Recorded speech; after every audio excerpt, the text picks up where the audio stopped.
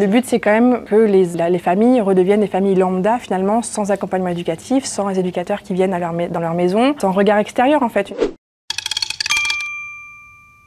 Donc, je m'appelle Séverine Rambaud, je travaille à Ésine, au Centre départemental de l'enfance et de la famille, en tant qu'éducatrice spécialisée sur un service de milieu ouvert. Alors, ça consiste à accompagner des enfants qui ont été confiés au département par le juge des enfants, en majorité. Nos missions, c'est accueillir, évaluer, orienter. Donc moi, je me rends au domicile des parents ou d'un tiers pour accompagner la relation entre l'enfant et sa famille. Moi, j'accompagne des enfants qui ont entre 10 et 14 ans en général. Après, le CEDEF en soi accompagne des enfants de 0 à 21 ans. On accompagne aussi la famille sans l'enfant parfois, pour discuter par exemple d'un conflit qu'il y a pu y avoir. Alors, pour ce qui est du CEDEF, nous on est focalisé quand même sur de l'accueil d'urgence, donc c'est-à-dire que c'est normalement un accompagnement qui est provisoire dans l'attente d'une orientation.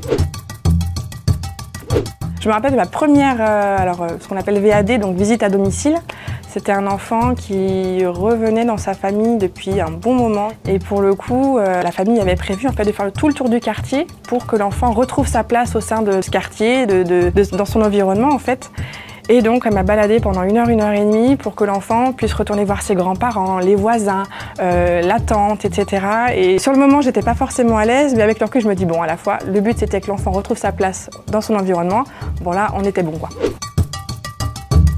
Je pense que ça aussi de mon parcours, de mon enfance, de ma vie, ça a été une envie depuis très très longtemps. Alors il y en a plein qui disent qu'on ne devient pas éducateur par hasard. L'avantage d'être éducateur spécialisé, c'est qu'on peut toucher à plein de domaines, que ce soit de l'insertion, des personnes en situation de handicap. On peut être amené à avoir de la mobilité au sein du département, au sein des différents services. Et ça, je trouve que c'est un super point fort en fait.